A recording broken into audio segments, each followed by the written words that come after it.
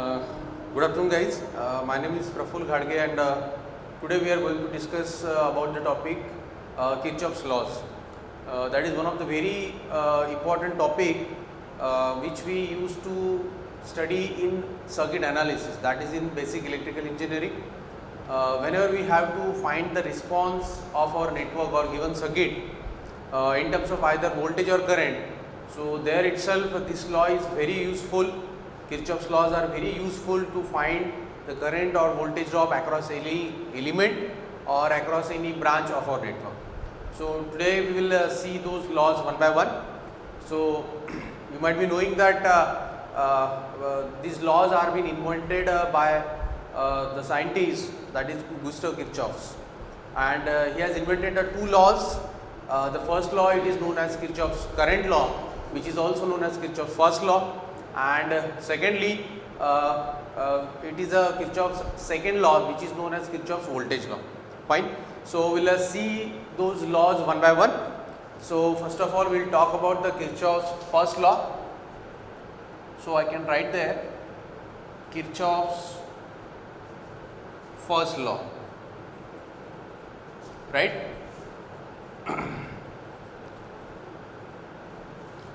This particular law, it is also known as nodal law, since we are going to implement this particular law at the particular nodes or at particular the junctions of our circuit, right?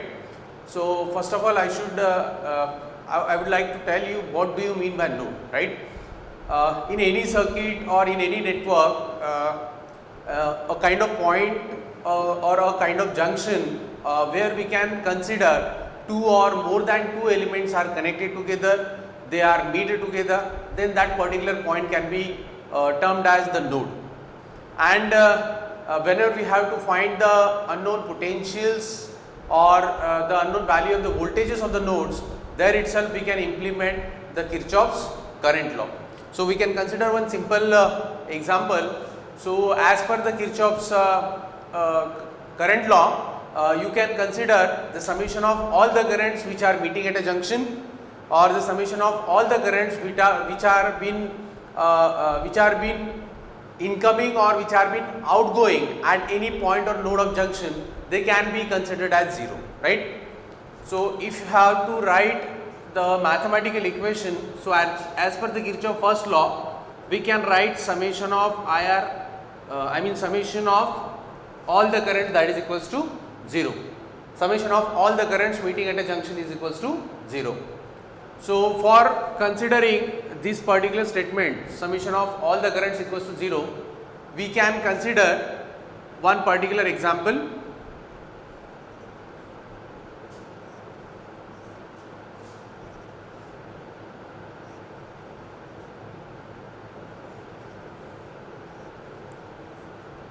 So there we have 6 resistors, that is R1, R2, R3, R4, R5 and R6, and we can consider the currents in those particular resistors. Let it be I1 in R1, I2 in R2, I3 in R3, I4 in R4, I5 in R5 and I6 in R6. So you can see that this is the particular point which can be termed as your node. So as per the Kirchhoff's current law, we can consider the summation of all the currents which are meeting at this particular junction or this particular node, it can be considered as 0. So we can name it as like say A or B, whatever it is. So we can say applying KCL at node A. So we can get summation of I is equals to 0. Now there you have to consider some sign convention, that is whatever number of currents they are entering into the junction or node, they can be taken as positive, and those currents which are leaving the junction or which are going out of the junction, they can be considered as negative. This is a simple sign convention that you can follow in your Kirchhoff's current law. So if you can see there, current I1 is entering at a node A, so can be taken as positive. So I can write plus I1. I2 is entering into the node, it is again plus I2. I3 is leaving from the node, minus I3. I4 it is entering into the node again, that is minus I4. I5 leaving the junction again, minus I5. I4 is entering, you can take it as positive. So I4 is leaving the junction, that is minus I5, and I6 it is again leaving the junction, so minus of I6. So that is equals to 0. So you can further solve this particular equation. We can consider all the currents, those are entering at one side, that is I1 plus I2 plus I4, that is equals to I3 plus I5 plus I6, right?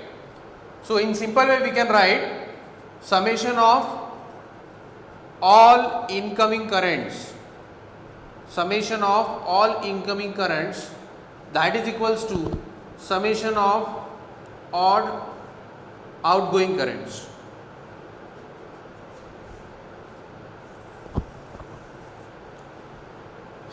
So as per the Kirchhoff's current law, we can simply apply this law at particular node or junction to get the unknown values of potentials. So here you can find, or here you can see that summation of all incoming currents equals to summation of all outgoing currents. So in simple way we can consider the summation of all the currents meeting at this junction can be considered as 0. Now the question is how to implement the KCL, sir? How to implement or how to use the KCL at any particular, for any particular network or circuit. So for that you need to consider for certain steps which can be followed to solve any kind of network. Now here we have called this law as a nodal law, or sometimes it is also called as a junction law. Fine. There are some similar or different names for this particular law. It is also known as Kirchhoff's first law, Kirchhoff's nodal law, Kirchhoff's junction law, Kirchhoff's point law, or sometimes we can call it as a law of conservation of charge, right? Law of conservation of charge, because what happens, we consider the flow of current as rate of flow of charges per unit time. So whatever the amount of current are entering into the junction, that can be taken as equals to the outgoing currents, right? So no charges they are lost there. Fine. The charges they are stored, or they can be, we can say they are conserved. So that's why it is also known as law of conservation of charge. That is the alternative name of Kirchhoff's current law. Now sir, what steps you need to follow? Some steps to solve the circuit we have.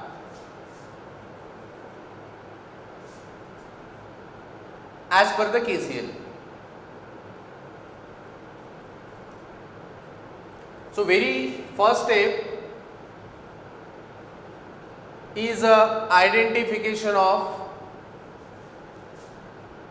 number of nodes, right? How many number of nodes you are having in your circuit or in your network, that you need to identify. As I have told you, you need to identify such points or such junctions where we can find two or more than two elements are connected or they are meet together, right? That is the identification of number of nodes. Second point we have assumption of reference or ground node.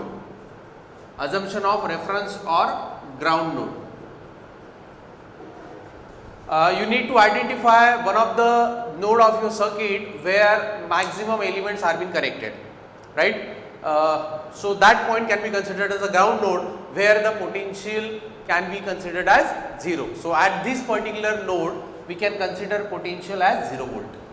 Fine. So it is maximum time, it is that point of the circuit where we can consider maximum number of elements they are connected. Third, we can have the marking of unknown potentials, marking of unknown voltages or potentials, you can say, at nodes.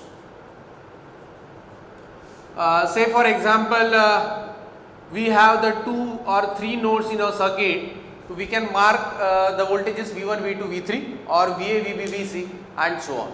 So as per the number of nodes, you have to mark the number of voltages or potentials. This can be the step number 3. Fourth, we can say application of KCL.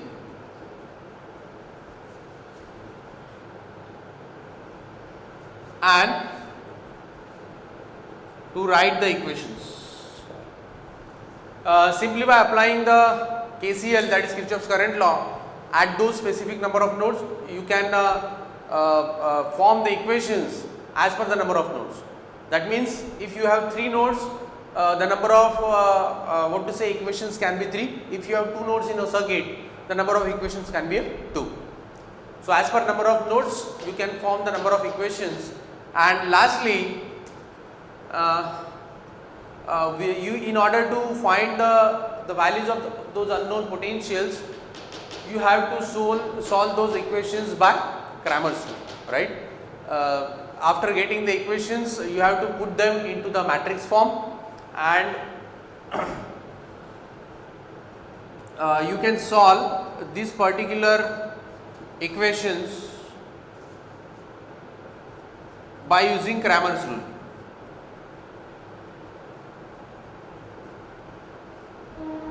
So these are the very 5 simple number of steps that you can follow. Identification of number of nodes, assumption of one reference or ground node, marking of your unknown voltages at respective nodes.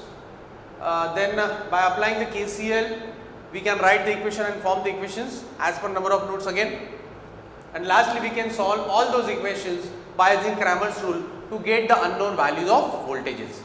And once you know the unknown values of potentials of the nodes of the circuit, you can easily calculate the current flowing through any branch, or you can calculate the potential drop across any element or the branch of the network, right? That is what about the Kirchhoff's current law.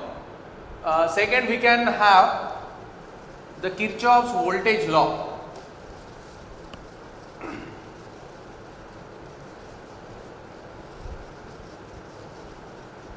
So that is again a very important law which has been implemented to solve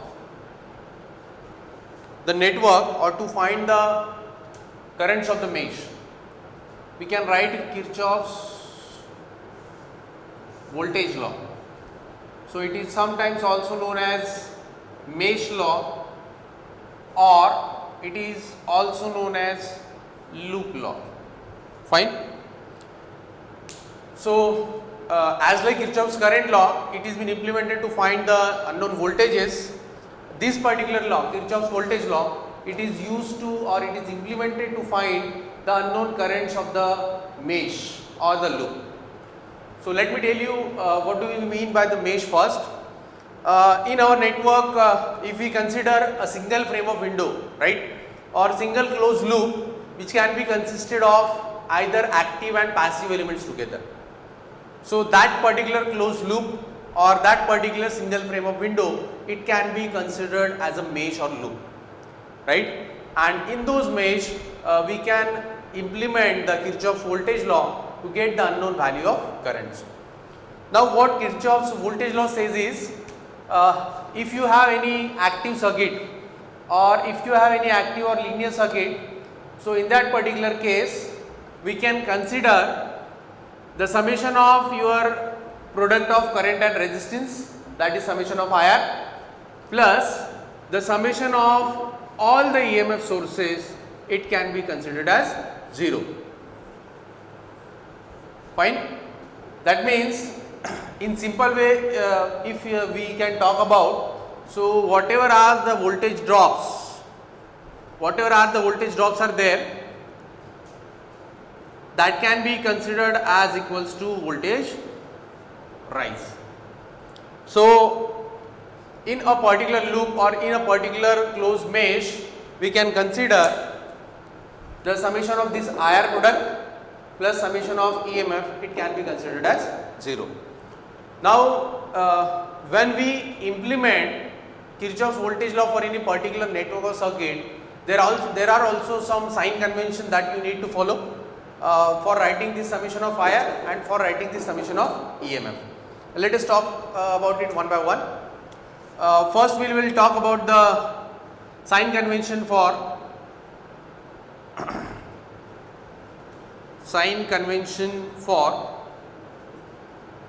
summation of EMF.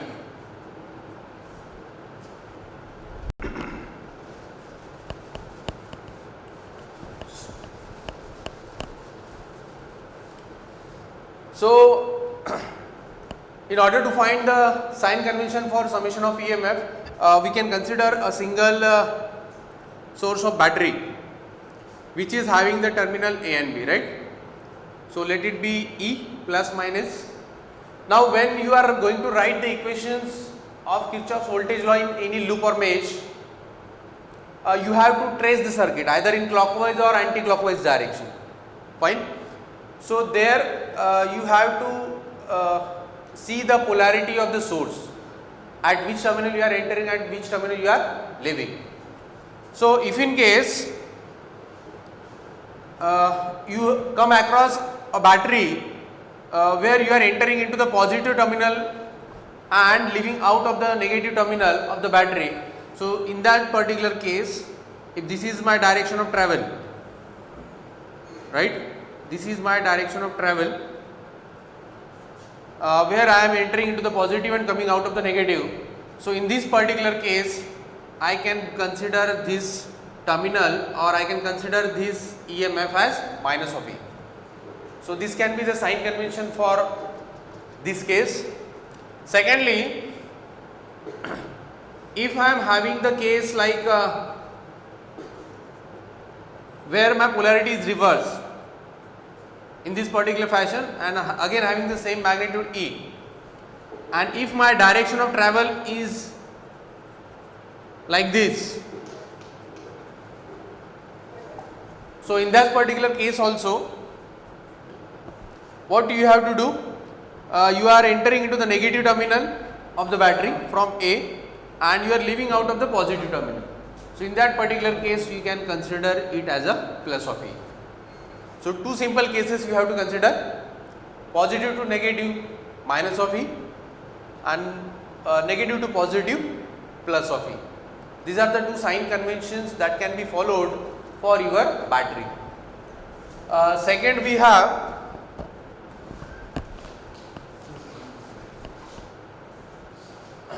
sign convention for summation of IR. So, you have to follow the separate sign convention for writing the summation of IR. We can consider a single resistor like this, having again terminal A and B. Now, what happens if you are tracing the circuit in any of the direction and say for example the current I is entering at the terminal R, at terminal A of the R. So, this can be taken as plus and this can be taken as minus. The point where current is entering, that can be taken as plus or positive polarity, and from where the current is leaving, it can be taken as minus. And if suppose your direction of travel in this case is like this,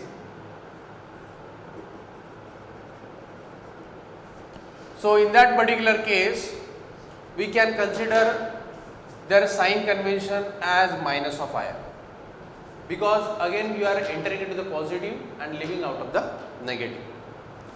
In same case, I can consider the same resistor for same terminal A and B, and I am having the polarity as per the direction of current again, current entering plus, leaving minus, but my direction of travel, it is now reversed. So this is my now direction of travel or direction of tracing, you can say. So in that case what happens, we are entering into the negative of this resistor and coming out of the positive. That is exactly opposite to the direction of current. So in this particular case we can consider this IR as plus. So two simple cases are there. If the direction of current and direction of travel or tracing, they are in same direction, we can consider it as minus IR. If direction of current in the resistor or element and direction of travel, they are opposite, so we can consider it as a plus IR. So two simple cases are there. We can justify this particular thing by considering one simple mesh. So let me draw one simple mesh.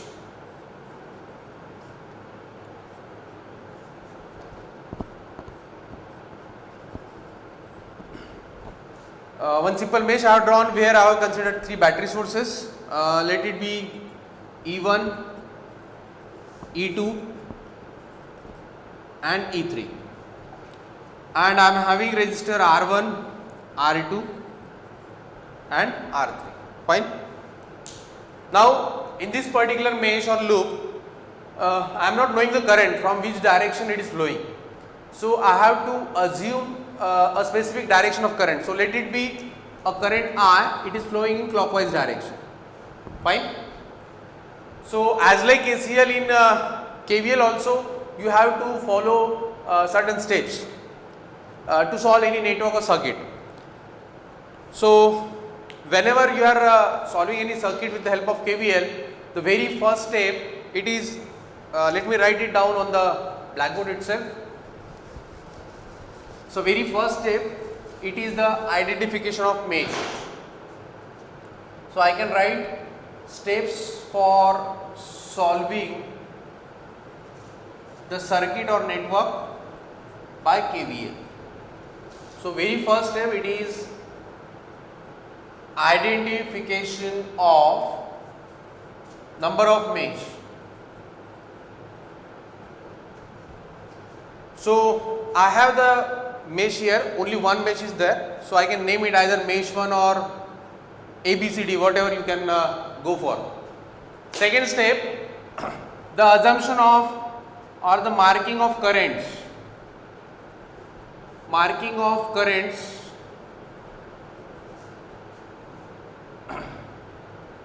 in clockwise direction, that is my reference direction as per number of meshes, right? As per number of meshes. Means if you are having the two number of mesh, the number of currents will be 2, I1, I2. If you are having the number of currents, number of mesh as 3, you have to mark the currents like I1, I2 and I3 and all in the clockwise direction. That is my reference direction. If it comes positive after calculation, our assumption will be right, and if the currents they are coming negative, our assumption was supposed to be wrong. So you can reverse the direction of current there itself. So second step, I have marked the current I. Third, we can go for application of KVL. Application of KVL for writing equations. So whatever the number of meshes we are having, you can go for forming the number of equations. So I can apply the KVL there to get my unknown equation. Fourth, we can solve all those equations. Solve all equations by putting them in matrix form.